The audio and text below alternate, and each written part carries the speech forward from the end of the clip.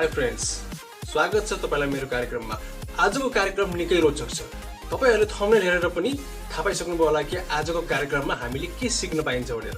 आजको कार्यक्रममा जुन तपाईले यो स्क्रिनमा मेरो पछाडी देख्नु भएको छ, यो होम थिएटरको स्क्रिनमा, जहाँ एउटा हातले चाहिँ कलम लिएर कुनै पनि एउटा ब्याकग्राउन्डमा अक्षर लेखेको जस्तो यहाँ एनिमेसन गरिएको छ। तर यो एनिमेसन मात्र हो। यस्तो एनिमेसनहरु तपाईलाई आफ्नो भिडियोमा राख्न मन लागेको छ या बनाउन मन लागेको छ या तपाईहरुको साथीहरुलाई चाहिँ आश्चर्यचकित पार्न चाहनुहुन्छ भने तपाईहरुले पनि यो ट्रिकलाई सिक्न सक्नुहुनेछ। यो सिक्नको लागि हामी काइनमास्टरलाई युजमा ल्याउने छौं।